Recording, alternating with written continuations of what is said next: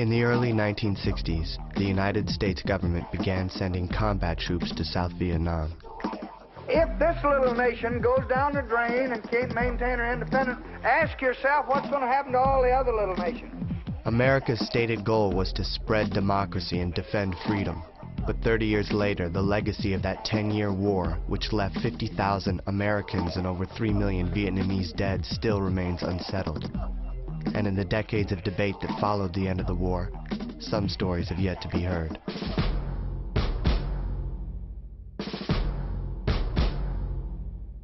Today, your soldiers, sailors, airmen, Marines, and Coast Guardmen are better educated than before, are better informed, have traditional American ingenuity and initiative, are better physical specimens, have high morale, and understand what the war is all about.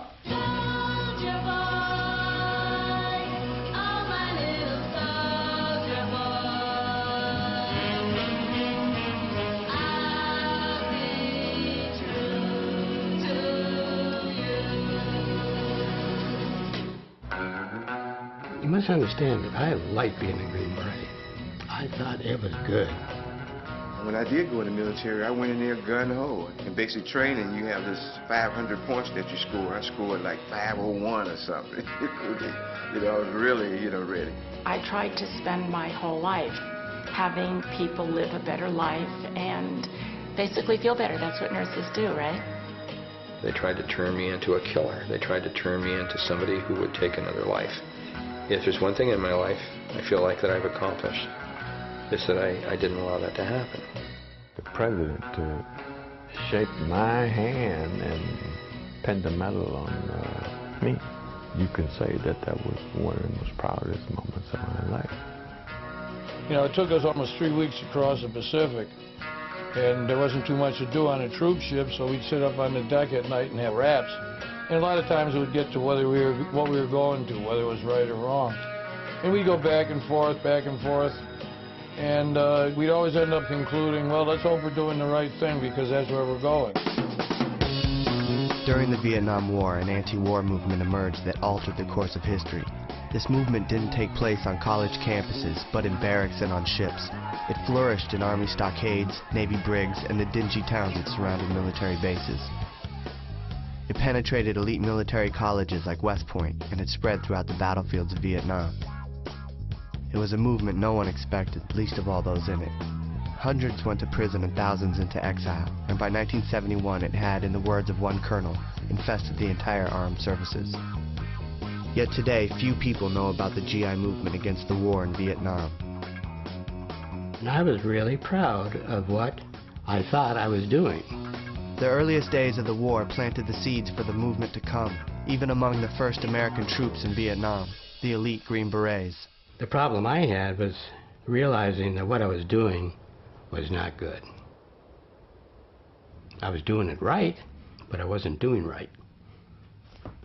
I was asked to train Green Beret people, Special Forces men. Why were they training these guys in dermatology? Well, they were training them to do dermatology in Vietnam because they knew that if they were able to offer a few simple remedies and help cure a few children of some simple bacterial infections, that would ingratiate themselves to the Vietnamese community.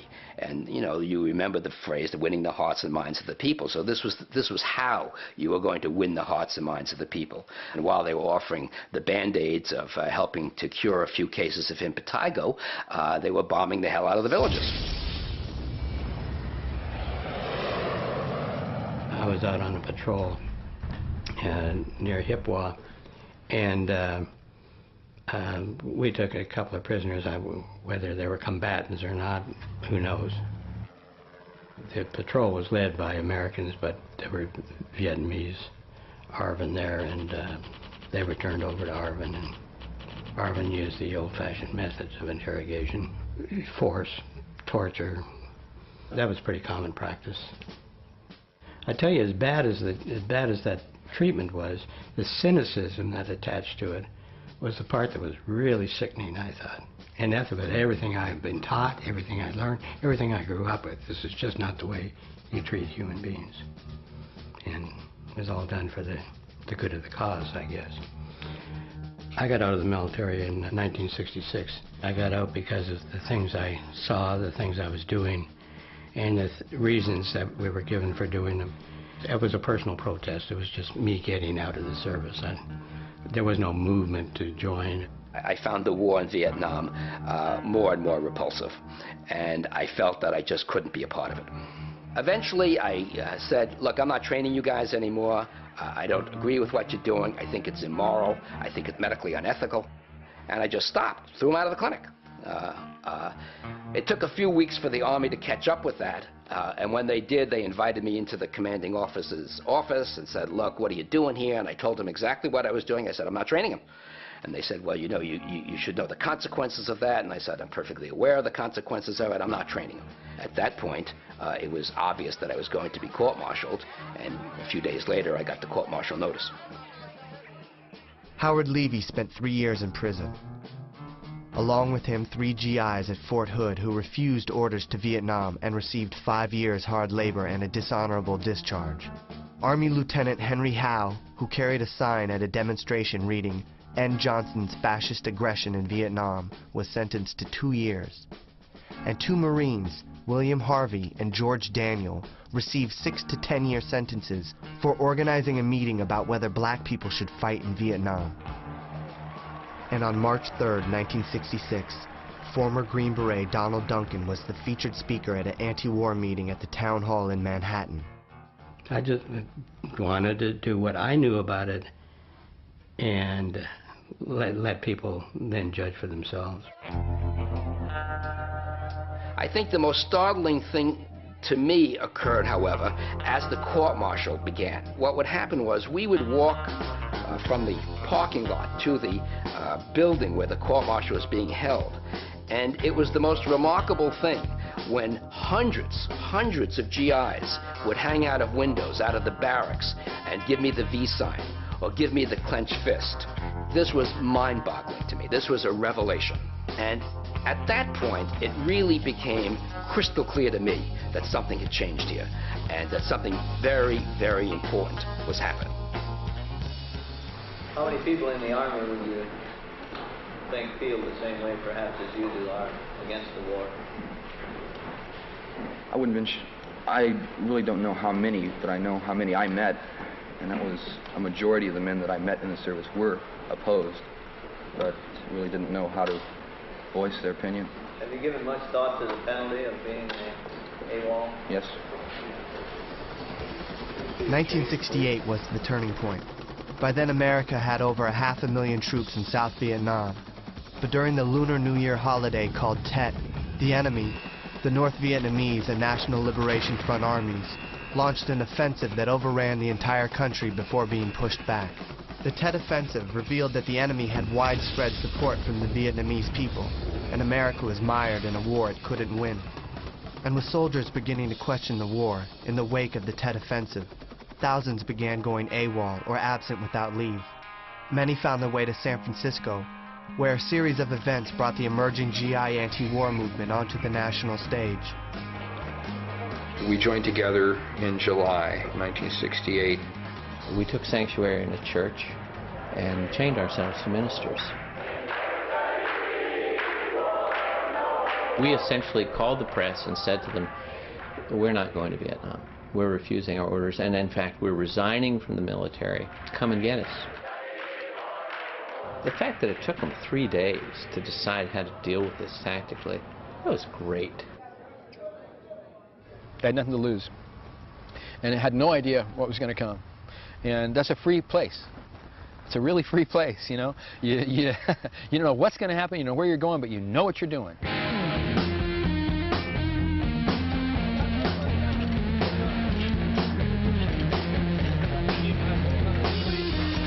And that was my introduction to the San Francisco Presidio Stockade.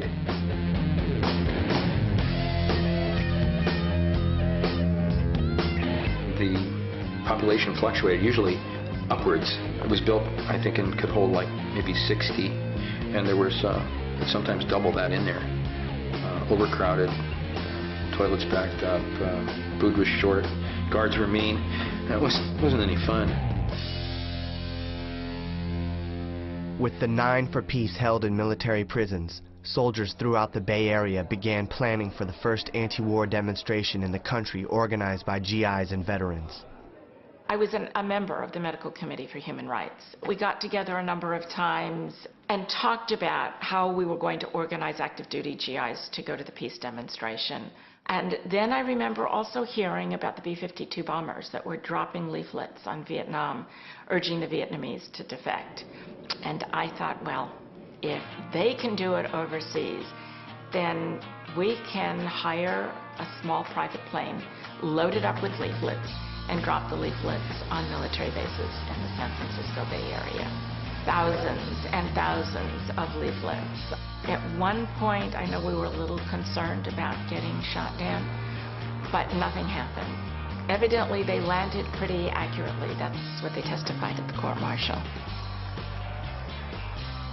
And on my way driving into the demonstration, I decided I was going to wear my naval uniform. And my opinion was fairly straightforward. It was if Westmoreland could wear his uniform, being for the war and talking in front of Congress, then as an active duty person, I certainly had the same rights that he did, and I could wear my uniform protesting the United States' involvement in Vietnam. Susan Schnall was court-martialed by the Navy for making a political statement while in uniform. And following the march, 4 AWOL GIs turned themselves into the Presidio Army Stockade, where Keith Mather was being held. So I'd been assigned kind of by the movement people to go into the stockade and find out what was going on, because they had shot this prisoner and killed him. For 19-year-old Private Michael Bunch, life in the Army had been little more than a series of AWOL violations. His last stop was here at the Presidio Stockade, where he was fatally shot last Friday while trying to escape from a work detail. But the guard shot him and killed him, you know, point blank, and his only crime was not wanting to be there and going AWOL. And he was cut down at a real young age, and for no good reason, not unlike a lot of his brothers in Vietnam, you know. So we reacted viscerally and with anger and disgust and outrage. We tore that jail apart. We ripped the wires out of the walls, we ripped the squawk box off the wall, and then things started to calm down because we started to plan. We came to a decision that the best thing we could do was to have some kind of a demonstration. And it was at the roll call of formation we had a signal, and that was when we were supposed to break ranks, and we did, and then we walked over here and sat down. At a certain point, Commandant came out and read us the Mutiny Act, and we just kept singing louder and, you know, kind of linked arms and sing. We were scared, man. I'll tell you, we were really scared. We had them right where we want them. They were finally listening to us, man. That's the first time I can ever remember anybody listening to us while I was in the military. The commanding general of the 6th Army, which was the jurisdiction, and he said that they thought that the revolution was about to start and that they really had to set an example, you know, come down hard, and we were the guys that they decided to do that with. And they did. I mean, we were on trial for our life. You know, I kind of came in as an AWOL, and you know, within 2 days of hitting the stockade, I was facing the death sentence for saying that we shall overcome.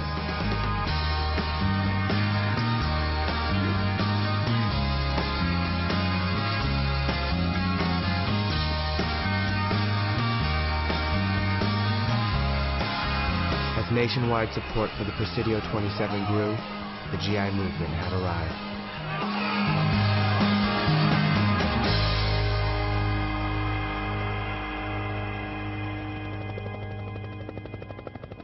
I was wounded 3 times while I was out in the bush, and then the 3rd time I was wounded was on December 20th, '67, and we got overrun by North Vietnamese regulars. They started like a human wave attack.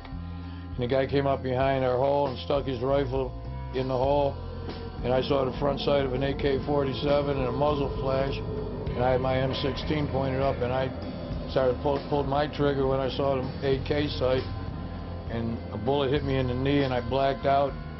I came to a few minutes later, and my gun was jammed, and my knee was shattered. After the fighting ended and the sun came up, and they carried me over to this guy who had shot me. And he was sitting up against a tree stump, and he was dead. He had 3 bullet holes up his chest, and he had his AK laying across his lap. And the sergeant said, "Here's this gook you killed, you did a good job." And I seen this guy, and he was about my age. And I started thinking, you know, why is he dead and I'm alive? It was just a matter of pure luck. Then I started thinking, well, I wonder if he had a girlfriend, and how his mother's going to find out, and things like that. This is when you just went through an experience of that nature, and you find out that it's all lies, and that they're just lying to the American people, and your silence means that you're part of keeping that lie going. I couldn't stop. I mean, I couldn't be silent. You know, I felt I had a responsibility to my friends and to the country in general, and to the Vietnamese. The last guy who I shot, and I don't consider he was the first guy I shot, but it was the first guy I shot where I was shooting it out barrel to barrel with him and looked him in the face afterwards. And I felt a certain amount of responsibility to him, to make that his life, if his death not be in vain, meant that I had to try and advocate for the justice that he was fighting for, because I believed he was fighting for his country. So I became involved in the movement. That's what happened with me. With more and more soldiers turning against the war, a handful of peace activists opened the first of what would become a network of dozens of anti-war GI coffee houses located in the towns that hover near military bases. The dusty Texas town of Killeen, just outside Fort Hood, which housed over 20,000 troops, became home of a GI coffee house known as the Oleo Strut.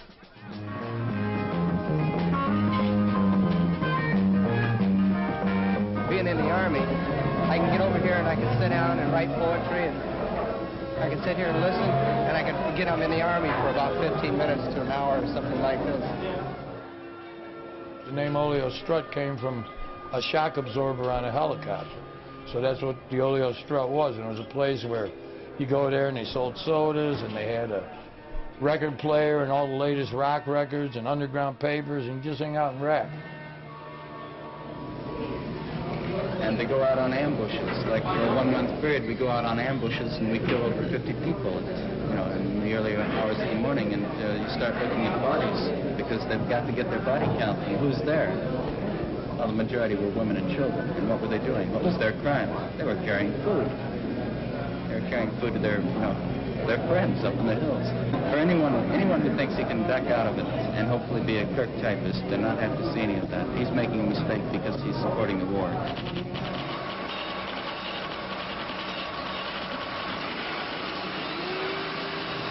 A new phenomenon has cropped up at several Army bases these days, a so-called underground GI press, which consists largely of anti-war newspapers. Military authorities are clamping down hard on the papers. Recently it was announced... There was an underground newspaper laying on the bed, and it was called The Last Harass. They freaked out, man. They were freaking out. This is unauthorized material, and this is subversive material. You're not allowed to have any copies of this inside the barracks. You must turn this in immediately. That night, then, the paper then went around in the barracks. Everybody's reading it, 2 or 3 guys at a time sitting around on a bed, around guys' beds and stuff like that, checking out this paper. What I liked about it was the fact that the officers hated it. To me, it had to be good. It had to be good. It had to be something about this that was good. Typed, mimeographed, printed, the GI Underground Press exploded. Fort Knox, Kentucky, Travel and Adventure, Fort Gordon, Georgia, The Last Harass, Washington, Fed Up, Fort Benning, Georgia, Chanute Air Force Base, 4-Year Bummer, Fort Dix, New Jersey, Shakedown, Fort Hood, Texas. Fatigue Press is published by a group of radical soldiers stationed at this Army base. And we used to distribute it clandestinely on base. We'd go around and leave bunches of them in barracks. We'd go through barracks at night and leave them on foot lockers. And if you were caught distributing literature on base, that was a court-martial offense. Shortly after the first issue was published, the GI who founded the Fatigue Press, Gypsy Peterson, was pulled over by Fort Hood police. And they vacuumed out his car and claimed to found remnants of marijuana and arrested him for possession of marijuana in an attempt to suppress his movement. Following a 2-day trial in a Texas court, Gypsy Peterson was sentenced to 8 years in prison. Fort Bragg, North Carolina, briefs. Fort Jackson, South Carolina, Short Times, Alvar, Virginia sites. Despite the military's best efforts, the underground press became the lifeblood of the GI movement, as the Army's own recruiting slogan, "Fun, Travel, and Adventure," turned into the popular GI expression, "Fuck the Army." The press linked soldiers around the world, and inspired many outside the military. You know, I grew up believing that if our flag was flying over a battlefield, that we were on the side of the angels. My father fought in the Second World War. He won awards and medals, and, you know, I grew up during the good wars.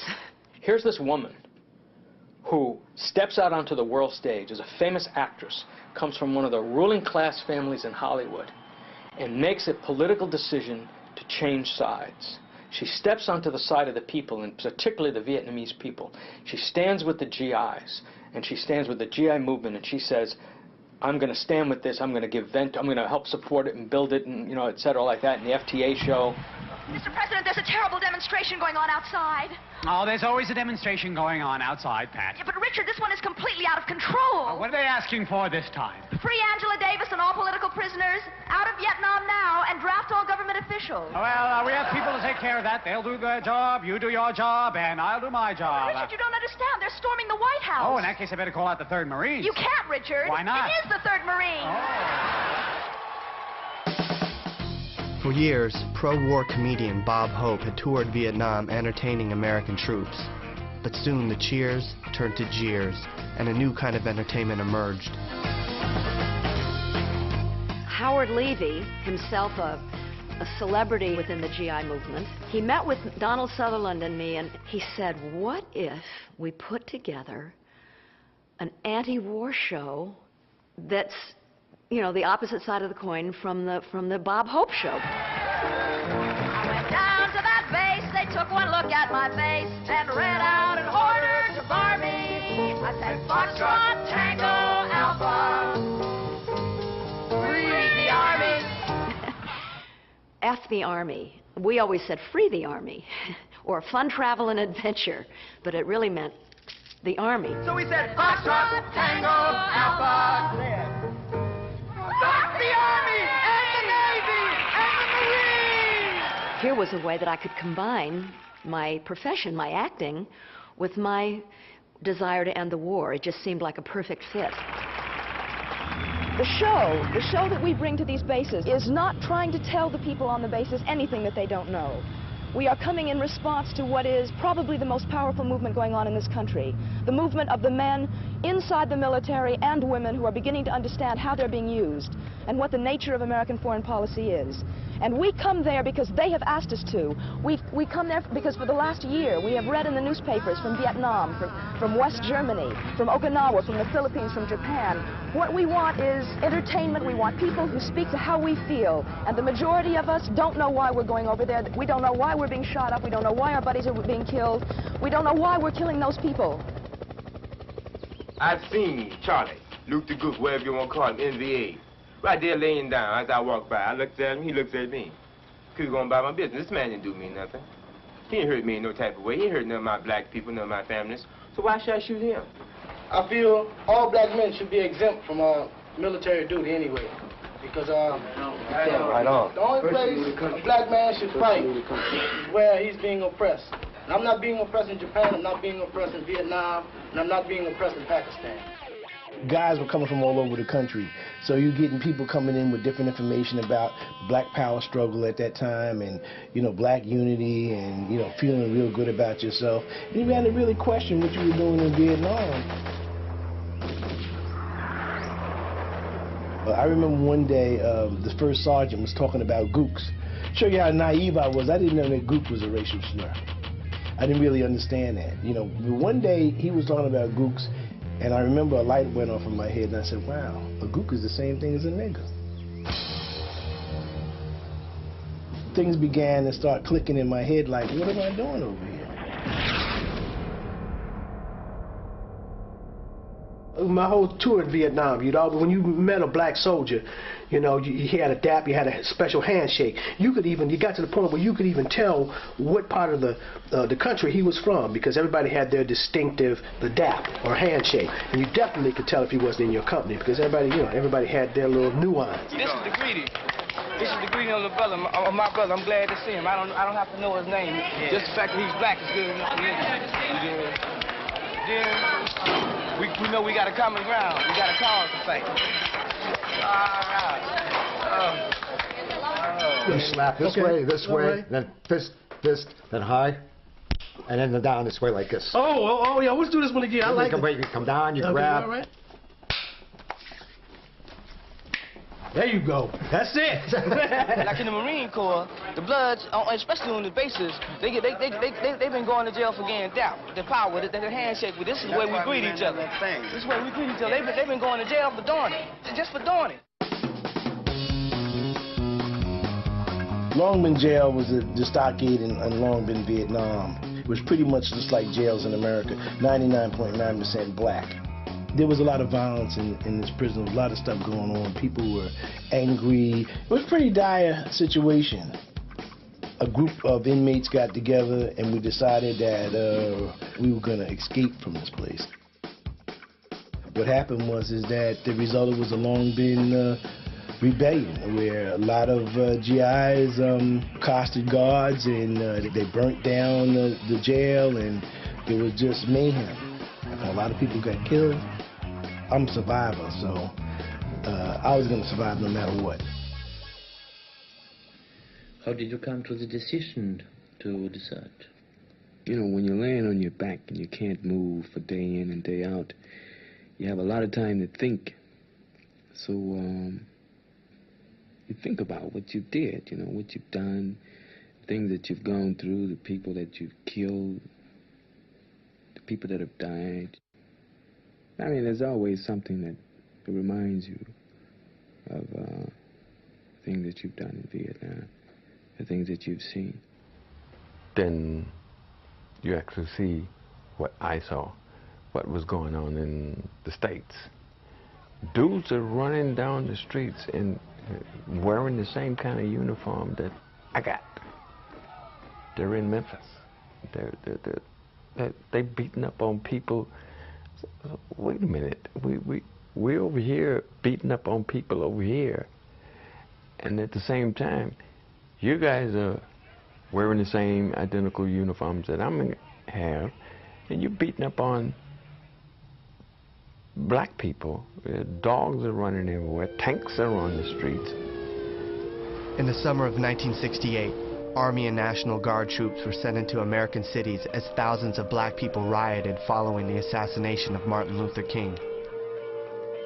That spring, troops were used against anti-war demonstrators at the Pentagon. Then in August, soldiers at Fort Hood were told they would be sent to Chicago, where anti-war demonstrations were planned for the Democratic Party's National Convention. Hey, we just come back from fighting the Vietnamese, now they want us to fight the Americans. The night before the troops were supposed to leave, there was a meeting of black GIs that gathered up in a parking lot in the 1st Armored Division section, and they were out there all night in the parking lot talking, you know, and they were having like a rap session and rally, why they were opposed to going to Chicago. Well, they were making it clear that it was a genocidal thing that was going to go on, and how can I go and commit genocide on my people, shoot my people? There were hundreds of black GIs out in this parade field. Brothers came up and really started pouring it on then about, you know, discrimination and unfair treatment, not getting the rank they needed, and about what was happening with the war. As the meeting stretched into the night, Fort Hood's commanding general showed up to talk to the GIs. He said, I'm just a 2-star general. Let me go and talk to my boss, and I have an answer for you in the morning. So, you know, we just relaxed, you know, went to sleep. All of a sudden, crack upside the head, crack me upside the head. What the hell? You know, what the hell going on? MPs all around us, man. You know, from what I hear, they put a battalion of MPs on us, you know. They came at us with bayonets. I got cut, you know, I got hit right here with a bayonet. And then every now and then, he'll open this formation up, and a group of MPs come in and grab a brother and take him back in the back and beat the shit out of him. You hear him screaming in the back, you know, and shit, you know. I was saying, damn. And they were court-martialed, brought up on various court-martial charges, but it scared the hell out of the military. Then they went around and went through the roster of all the units who were supposed to go and took off who they considered to be, quote, subversives. So a number of people, myself included, were not sent to Chicago. In one of the most infamous events of the 1960s, Chicago police brutally attacked the demonstrators in front of the Democratic Convention. Although the Army had sent a contingent of riot-controlled troops to Chicago from Fort Hood, they kept them off the streets. It was no longer certain which side the GIs were on. The military had a problem on its hands, and it was about to go from bad to worse. We were in the breakfast line, I believe. It was a long line. All of a sudden we see this commotion kind of start at the beginning of the line and then start to come up towards us. And we could see people, like one guy would turn to the guy behind them and there'd be this excited conversation, and then that guy would turn to the guy behind him, and finally the guy in front of me got the news, and he turns around and he says to me, "They're killing women and children in Vietnam." And I said, "Who's killing women and children, the Viet Cong?" And he said, "No, we are." March 16, 1968, the soldiers of Charlie Company, 11th Brigade, Americal Division, entered the village of My Lai. 24 hours later, over 500 villagers, men, women, children, lay dead, brutally and wantonly murdered in cold blood. Around the world, the My Lai massacre would become the touchstone event of the Vietnam War. For over a year, the American military covered up the My Lai massacre, claiming only enemy soldiers were killed. And when the truth was finally brought to light by journalists, the highest-ranking officer blamed and prosecuted was William Calley, a lieutenant. In a cramped Detroit hotel, a new organization, Vietnam Veterans Against the War, held an unprecedented investigation that exposed a much deeper truth. I think the Winter Soldier investigation was to try to point out, it wasn't really in defense of Calley, but it was going after the notion that the policies of the U.S. military created things like My Lai, okay? That it was a policy. It was both a written and an unwritten policy. And the truth has to be told. You can't duck away from the truth. You can't lie and put up a smokescreen and say, oh, this is the words they used back then, an isolated instance of aberrant behavior. You weren't just coming home saying, I'm against the war. You're saying, this is what we did. This is how we did it. This was a crime. This was wrong. Helped people to really cross the bridge and to see us in a way that I think the anti-war movement had not seen GIs before. America went through a choke, okay, because they didn't want to believe that these things occurred in the name of the American people, supposedly supporting freedom and liberation and democracy throughout the world. And there was this terrible slaughter, this terrible, inane slaughter. So I think the question was, why are they going after Calley, where Calley was doing precisely what we were all told to do when we were in Vietnam, essentially, okay? Which is kill them all and sort it out later. In Quang Tri City, I had a friend who was he was an advisor with an ARVN group, and one time he asked me would I like to accompany him into a village that I was familiar with to see how they act. So I went with them, and they didn't find any enemy, but they found a woman with bandages. So she was questioned she was questioned by 6 ARVNs, and the way they questioned her was, since she had bandages, they shot her. She was hit about 20 times. So after she was questioned, of course dead, this guy come over who was, in knowing him, he was a former major. He was in the service for 20 years, and he got hungry again and came back over working with USAID, Aid International Development. And he went over there and ripped her clothes off and took a knife and cut from her vagina all the way up, well, just about up to her breast, and pulled her organs out, completely out of her cavity, and threw them out. And then he stopped and knelt over and commenced to peel every bit of skin off her body and left her there as a sign for something or other. And I went and listened to the 3 days of testimony and absolutely came away from it emotionally drained and floored by it. I never grasped, even up to that point, how powerful was the genocidal plans and strategy of the U.S. towards the Vietnamese people. On every level, you know, whether it was Agent Orange and Dow Chemical reconfiguring the napalm, because the napalm wasn't sticking to the Vietnamese skin enough. I mean, that was, you know, all of this just added to the overwhelming sense of the criminality of the United States.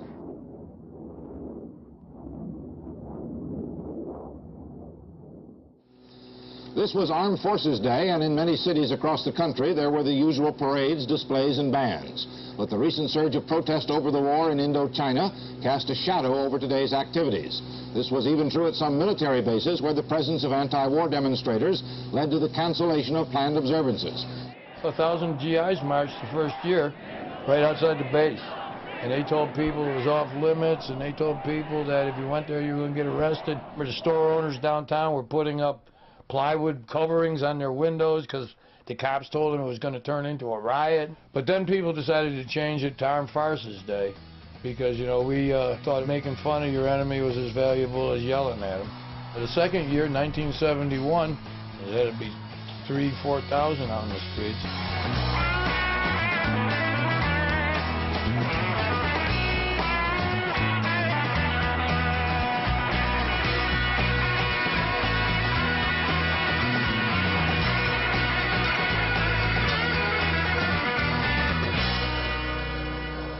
By every conceivable indicator, our army that now remains in Vietnam is in a state approaching collapse, with individual units avoiding or having refused combat, murdering their officers and non-commissioned officers, drug-ridden and dispirited, where not near mutinous. By the Pentagon's own figures, during the 10 years of the Vietnam War, 500,000 soldiers deserted. In the face of a determined enemy, an unprecedented anti-war movement, and a military near collapse, the Nixon administration announced the policy of Vietnamization, an effort to shift the burden of combat to the South Vietnamese army, while American jets bombarded North Vietnam from the skies. Nixon promised that American ground troops would no longer be involved in offensive combat. This is Richard Boyle, Firebase Pace, about 2 kilometers from the Cambodian border. Sitting in a bunker with about a dozen grunts of the 1st Cav Division. A lot of the people are kind of wondering if anybody back in the world knows that we're out here. You know, like they say that only 2 batteries of artillery are supposed to be here and no grunts are here. You know, like nobody, we don't even exist. We're just meat. American troops were not supposed to be in combat. That's why the American Army denied that they were there. You know, as far as the briefers as I got, there were no American troops along the border. Does anybody know what we're fighting for? Do you believe you're fighting for democracy here? Actually, I tell you, the only thing you fighting for is your own life. You fighting to go back home. You know? The North Vietnamese had 2 regiments, 2 crack regiments, totally surrounding the fire base. It's plain suicide going out there in the middle of the night. As soon as we start going out there, we'll be sitting ducks. You know, there's the thing about giving an order, and there's the thing about using your head, too, man. Well, it's always the hires, man. They don't have to go out there. They just send us out there. The Captain Cronin ordered 6 men to go out on a night ambush, which was basically a suicide mission. He sent 6 guys out against 2 regiments. And they said, we ain't going to do it. We ain't going to go. And the only option it was to get word out to the outside world. And they wrote a petition. At the writing, we are under siege in Firebase Pace. We are faced daily with the decision of whether to take a court-martial or participate in offensive role. In the event of mass prosecution of our unit, our only hope would be public opinion and your voice.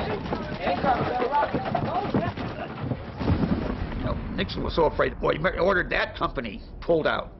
They sent in another company. They had heard about the refusal of Alpha Company. The other company also refused to fight. And after that, no company, no troops in Vietnam were willing to fight. They said, look, we're not going to fight anymore. There are more problems to winding down the Vietnam War than just holding the enemy at bay and moving South Vietnamese troops into the line. One unforeseen problem is trying to keep up the morale of GIs who know they're going home, but not soon enough. It has produced flagrant insubordination, shooting of officers by their own men, and a deadly practice called fragging. The purpose in my mind was either to get me or intimidate myself and all others in authority in the company and the battalion. Sergeant Gene Tingley is saying that some of his own men tried to maim or kill him, but it's not an isolated incident. Since then, 1 officer has been killed, another wounded at this base, and there have been dozens of similar incidents all across South Vietnam. Because the fragmentation grenade is often the weapon used, the violent attacks on authority have come to be known as fragging. and many GIs talk openly about fragging and the military countermeasures. I've seen more than one big group meeting where actually all they talk about is fragging, as we call them, pigs. By pigs, you're talking about your senior enlisted men and your officers? That's correct. That's one of our most common terms. Forced to rely almost solely on the air war by 1972, the United States launched an unprecedented barrage on Vietnam, dropping more tonnage of bombs on that tiny country than were used by all sides during World War II. And with the assault coming mainly from aircraft carriers, sailors and airmen became the center of the GI movement. On the USS Coral Sea, 1,200 signed a petition demanding their ships stay home. And San Diego, California, home of the carriers Constellation and Kitty Hawk, spawned a movement led by a group of Navy officers and enlisted men. We truly believed what would stop that war was when the soldiers stopped fighting it. I was still an active officer, as were all these other guys and sailors and enlisted people. As we sat around and brainstormed about what kind of a nonviolent action can we take that can actually touch sailors. So we looked around and we saw the aircraft carrier. It's the biggest ship in San Diego Harbor. It's the most impressive symbol of American power. It's hard for people to realize this, but that ship is not a naval ship anymore. It's really part of the air power that we use to attack peasants. It's the weapon of a bully. It's a weapon of aggression.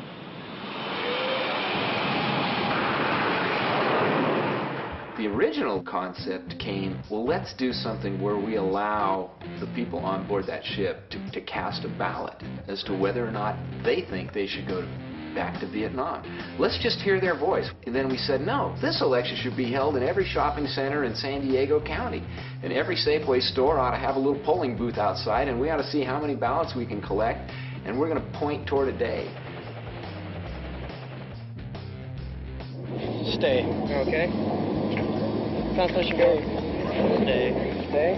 Stay. Back today. Heck, I was a carrier qualified aviator, and that gave me a lot of credibility with people, earned or not earned. And even though I hadn't been in combat, people would give you a certain amount of credence, of course, because I knew a whole lot about how the military functioned. I used to be a lieutenant in the Navy, USN. And I've flown.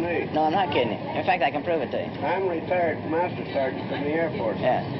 My only question is, why do you people have to look so weird, like this one here?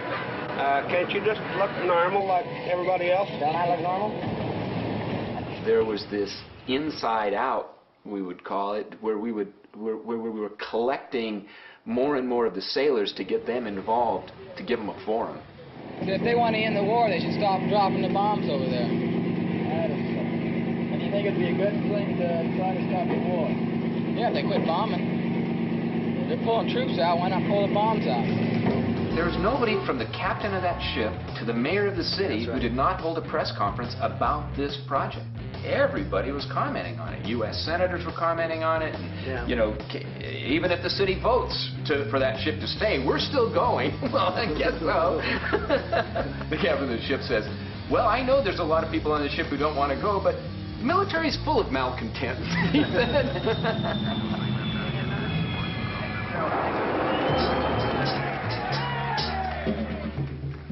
I don't want nobody over me, and I don't want nobody under me.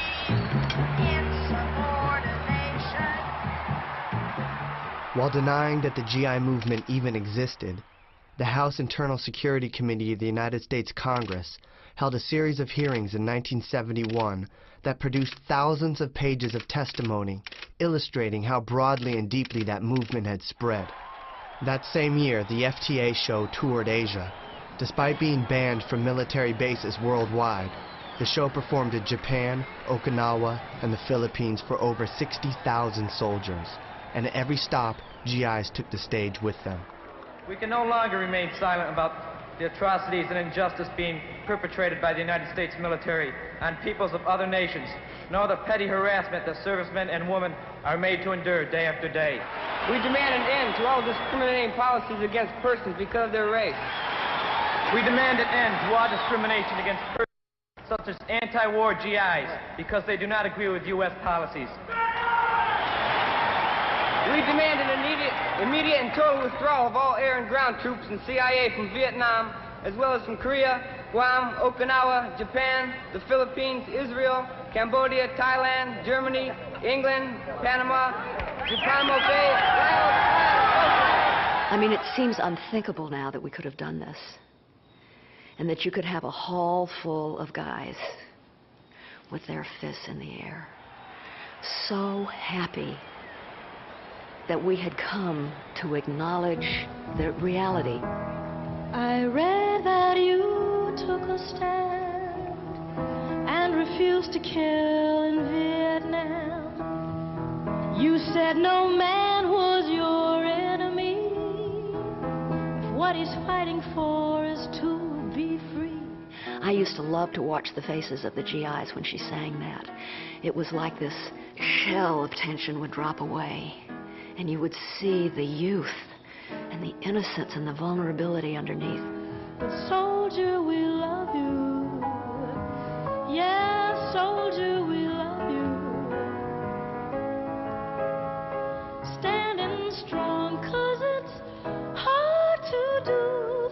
What do you know you must do? 'Cause it's true. Yes, it's true. They lock you up and they'll start. In April of 1971, just 5 years after Howard Levy and Donald Duncan's lone acts of protest, thousands of Vietnam veterans against the war converged on Washington, D.C.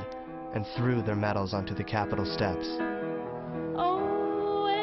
don't want to fight anymore, but if we have to fight again, it'll be to take these steps. You know, it's kind of a unique opportunity. It's very rare, I think, in anybody's life that you have an opportunity to really think that you are changing history, that you're a part of history. At first, they couldn't believe GIs were protesting the war. That blew their minds. When we had 1,000 GIs in 1970, they thought they didn't know how to react to that, because they thought, yeah, well, a bunch of them, they go down there and they're probably all just talking, but how many of them are there? I really learned so much. You know, just spending day after day after day, you know, just people talking about, you know, what's it all about and how are we going to deal with this stuff and how are we really going to move it forward and change the world. That's what everybody wanted to do, of course. We wanted to change the world. We were pretty sure this sucked. You know, we were pretty sure none of us deserved to be here, and so that didn't leave much room but to change the world. And then you think about this shit, man, and then you say, God damn, did I do that? Did I actually live in that shit? Did this government push me into this shit? What's the pride in saying you're a veteran if what you're a veteran is something wrong? It's like being a veteran of the massacre at some place or another. You know, there's no pride to that, and so don't talk about it. Go away. Don't talk about it. So it's amazing to me that as many GIs that were actually in Vietnam, actually there, then spoke out against it and demonstrated against it after they came back. I just thought that was amazing. That if there had been 100, I would have been amazed. That there was thousands is just incredible. Incredible. Brave people. What do you know you must do? 'Cause it's true. Yes, it's true. We love you.